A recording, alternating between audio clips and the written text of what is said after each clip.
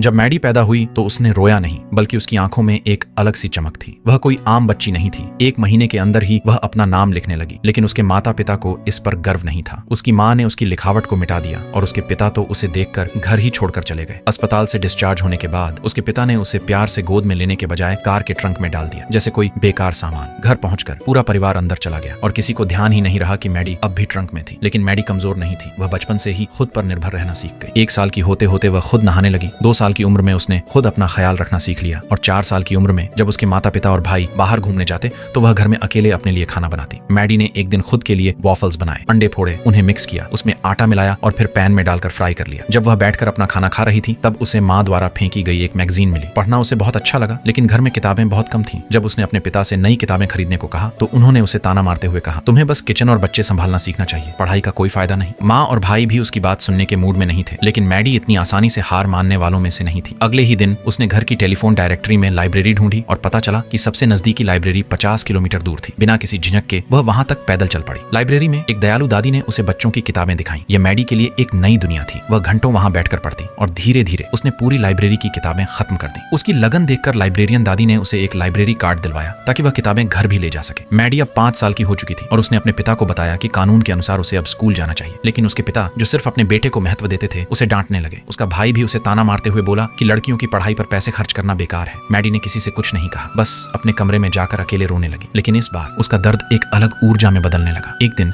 जब उसके पिता अपने बिजनेस की कमाई का हिसाब किताब कर रहे थे तो उन्होंने अपने बेटे से कैलकुलेशन करने को कहा, लेकिन मैडी ने बिना किसी कैलकुलेटर के झट से सही जवाब दे दिया। उसके पिता को यकीन नहीं हुआ और उन्होंने उसे झूठा कह दिया। मैडी की सफाई सुनकर वह इतने नाराज हुए कि उसे कमरे में बंद कर दिया। अब मैडी के अंदर बदले की आग जल चुकी थी। उस रात उसने अपने पिता के हेयर ऑयल में व्हाइटनिंग एजेंट मिला दिया। अगली सुबह जब उसके पिता ने सिर पर तेल डाला तो उनके बाल सफेद हो गए। ये देखकर माँ चौंक गई और मैडी मन ही मन हंसने लगी। पिता, जो अब अपनी इज्जत बचाने के लिए टोपी पहनकर काम पर गए थे, ने अपने बेटे को सेकंड हैंड कार बेचने के चीटिंग ट्रिक्स सिखाने के लिए कार शोरूम ले गए। लेकिन मैडी वहां भी अपना बदला लेने की योजना बना रही थी। शाम को जब पूरा परिवार एक रेस्टोरेंट में खाना खा रहा था तब पिता ने टोपी उतारने की कोशिश की, लेकिन वह हट ही नहीं रही थी। माँ ने जोर लगाया और पूरे रेस्टोरेंट में अफरा तफरी मच गई। इसी बीच मैडी ने शांति से अपना केक खा लिया, जबकि उसका भाई हक्का बक्का रह गया। घर लौटने के बाद पिता ने गुस्से में मैडी की किताबें फाड़ डाली और उसे जबरदस्ती बोरिंग टीवी शोज देखने को कहा। लेकिन मैडी अब अपने अंदर की ऊर्जा को पहचान चुकी थी। उसने कुछ सेकंड के लिए टीवी को घूरा और अचानक एक जोरदार धमाके के साथ टीवी फट गया। ये देखकर उसके पिता को एहसास हुआ कि मैडी कोई साधारण बच्ची नहीं थी। उन्हें लगा कि वह एक